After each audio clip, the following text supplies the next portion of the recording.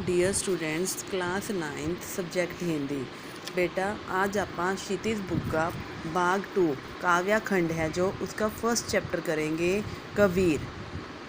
क्षितिज book का जो second part है आपका काव्या खंड, उसका फर्स्ट चैप्टर है कबीर। सबसे पहले क्या करेंगे बेटा, कवि परिचय।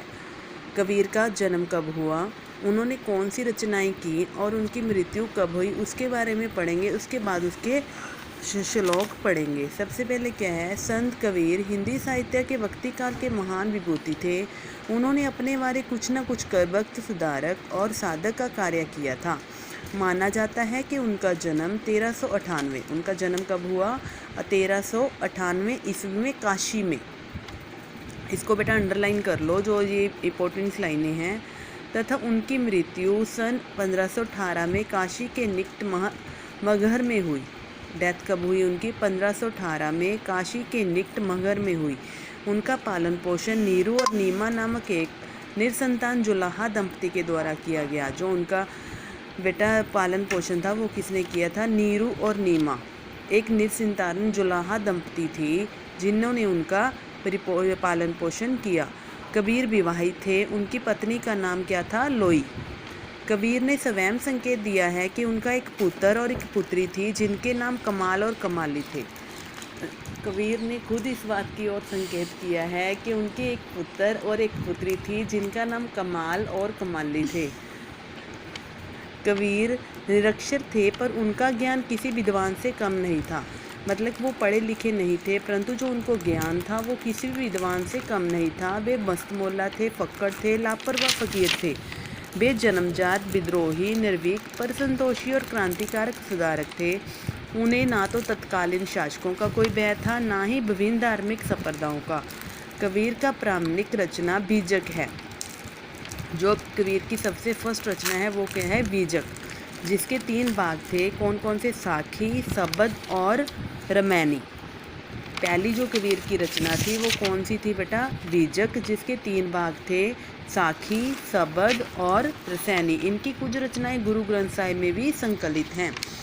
कबीर निर्गुणी थे। उनका मानना था कि इस विषय में कण कण में विद्यमान है।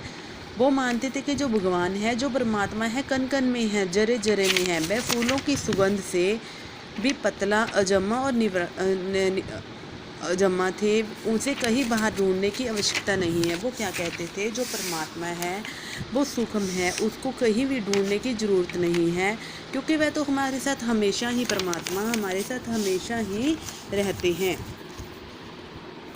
कबीर ने गुरु को परमात्मा से अधिक महत्व दिया है, क्योंकि परमात्मा की कृपा होने से पहले गुरु की कृपा होना आवश्यक है। वो क्या कहते थे, अगर परमात्मा की कृपा चाहिए उससे पहले गुरु की कृपा होना बहुत ज़रूरी है। गुरु ही अपने ज्ञान से शिष्य को ज्ञान को समाप्त कर देता है। कबीर ने हिंदू मुसलमानों में प्रचलित विभिन्न अंधविश्वासों, रूढ़ियों और आडंबरों का कड़ा विरोध किया था। वो देववाद और अवतारवाद में विश्वास नहीं रखते थे। वे मानव धर्म की स्थापना को महत्व देते थे, इसलिए उन्होंने जाति पाति और वर्ग भेद का विरोध किया। वे हिंदू मुसलमानों में एकता स्थापित करना चाहते थे। उनका मत था कि वजन सदा मन में होना चाहिए। दिखावे के लिए चिल्ला चिल्लाकर भक्ति का ढोंग करने से भगवान नहीं मिलते। वो क्या कहते थे, अगर हमने भगवान को पाना है तो भजन का नाम सिमरन मन में करना चाहिए, चिल्ला चिल्ला के भगवान का ढोंग नहीं करना चाहिए। आत्मशुद्धि अधिक महत्वपूर्ण है। अपने अंदर, कबीर का क्या मानना था कि अपने अंदर को शुद्ध करना सबसे ज़रूरी है। मानवतावादी समाज की स्थापना की जानी चाहिए। वे शासन, समाज, धर्म आदि समस्त क्षेत्रों में क्रांतिकारी परिवर्तन चाहते थे। कबीर की भाषा क्या थी, जनभाषा के निकट थी। जनभाषा मतलब जिसको लोग समझ सकते थे। उन्होंने साखी, दोहा, चौपाई की शैली में अपनी वाणी प्रस्तुत की। उसमें गति, तत्व में सभी गुण विद्यमान थे। उनकी भाषा में कौन कौन सी भाषाएं थी, अवधी, ब्रज, खड़ी बोली, पूर्वी हिंदी, फारसी, अरबी, राजस्थानी, पंजाबी आदि के बहुत अधिक शब्द हैं। इनकी भाषा को खिचड़ी भी कहते थे। इनकी भाषा को क्या कहते थे, खिचड़ी। जी आपको MCQs में आ सकता है कि इसकी भाषा को खिचड़ी कहते थे कबीर की। निश्चित रूप में कबीर युग प्रवर्तक क्रांतिकारी संत थे। बेटा आज आप कवि परिचय करोगे, उसके बाद हम इसके रचना करेंगे साखियाँ और शब्द। थैंक यू बेटा, हैव ए नाइस डे।